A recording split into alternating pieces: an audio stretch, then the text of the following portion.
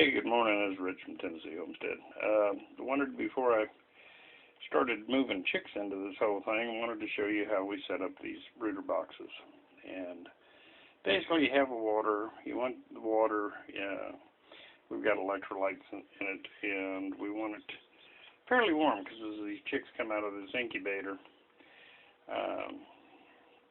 they're wanting to stay warm, and the warmer water helps them. So we usually put this in advance so that it's ready to go. We're tracking the temperature right now,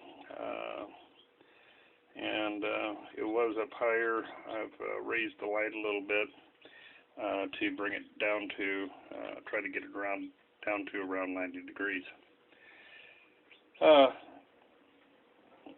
Which is going to be tough because it's warm back here, period.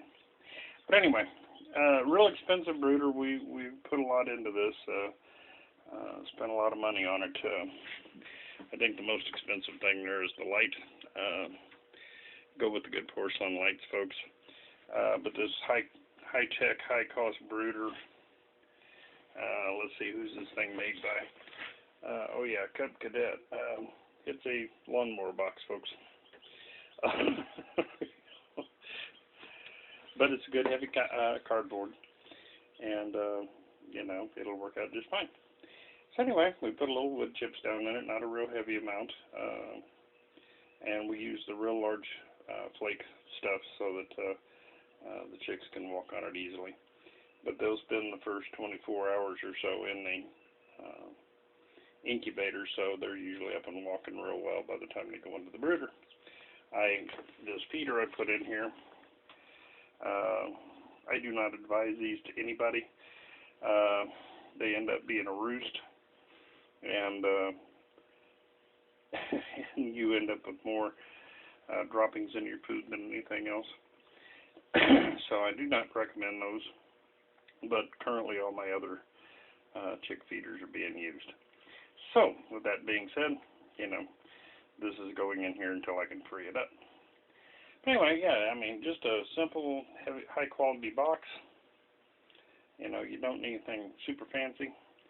Now, after probably their first week, they'll be going out into a wooden brooder in the barn. But for right now, this is just fine. So, anyway, that's the brooder setup. Simple water. Of course, as you put the chicks in, you do want to put their noses and their beaks in the water so that they know that's where they drink, and we also put their beaks in the food so that they know that there's food available. And that's usually, if you do that with each one of them, they don't have much of a problem at all finding it after that. Anyway, that's our brooder. I mean, it's not a very high-tech thing, but figured like this, it gives them a lot more leg room than a shell.